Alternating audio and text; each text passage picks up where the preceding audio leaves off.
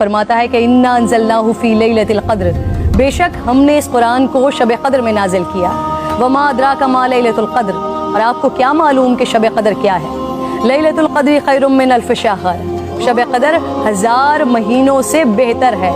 तनज़्ज़लुल मलाइकतु वर्रूहु फ़ीहा बिइज़्नि रब्बिहिम मिन कुल्लि अम्र, फरिश्ते और रूह उसमें अपने रब के इज़्न से हर हुक्म लेकर उतरते हैं। सलामुन हिया हत्ता मतलइल फ़ज्र, वो सुबह रोशन होने तक सलामती की रात। हुजूर नबी करीम सल्लल्लाहु अलैहि वसल्लम ने इरशाद फरमाया, शब क़द्र को जिब्राइल अमीन फरिश्तों के झुरमट में ज़मीन पर उतर आते हैं। वो हर उस शख्स के लिए दुआएं मग़फ़िरत करते हैं जो खड़े बैठे किसी भी हाल में अल्लाह रब्बुल जलाल को याद कर रहा हो। हज़ारों महीनों से अफजल इस रात के अता करने के पीछे भी एक राज है। रसूल पाक सल्लल्लाहु अलैहि वसल्लम को साबिक़ा लोगों की उम्रों पर आगाह फरमाया गया, तो आपने उनके मुकाबले में अपनी उम्मत के लोगों की उम्र को कम देखते हुए ये ख्याल फरमाया कि मेरी उम्मत के लोग इतनी कम उम्र में साबिक़ा उम्मतों के बराबर अमल कैसे कर सकेंगे।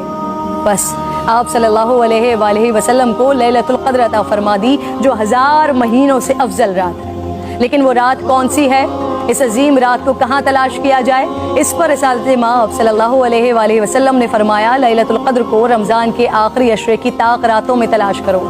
इस रात के मख्फी रखने में भी हिकमतें हैं नाज़रीन। अगर लैलतुल क़द्र को मख्फी न रखा जाता तो लोग बस उसी रात की इबादत पर इक्तफा कर लेते, और अगर किसी इंसान की वो रात इबादत से रह जाती तो शायद इस सदमे का इजाला मुमकिन न होता। एक वजह यह भी बताई जाती है कि अल्लाह ताला को बंदों का रात के औकात में जागना बेहद महबूब है। इस तरह बंदे 5 ताक रातों में जाग कर अपने रब को मना सकें। और एक वजह गुनहगारों पर शफकत भी हो सकती है, क्योंकि अगर इल्म के बावजूद उस रात में गुनाह सरजद होता तो उससे लैलतुल क़द्र की अजमत मजरू करने का जुर्म भी लाजिम आता। आप सल्लल्लाहु अलैहि वसल्लम ने फरमाया, जिस शख्स ने शब क़द्र में अजर व सवाब की उम्मीद से इबादत की, उसके साबिक़ा गुनाह माफ़ कर दिया जाता है। मेरी बात नाज़रीन बहुत तवील हो रही है, मैं बस आखिर में आज की रात तमाम मुसलमानों को हज़रत बहलूल दाना का एक वाक़या सुनाना चाहती हूँ, जिसके बाद शायद कहने को फिर कुछ नहीं रह जाता। एक दिन बहलूल बाजार में बैठे थे। किसी शख्स ने पूछा, क्या कर रहे हैं? आपने फरमाया, अल्लाह रब्बुल जलाल और बंदों की सुलह करवा रहा हूँ। उस शख्स ने पूछा, फिर क्या बना?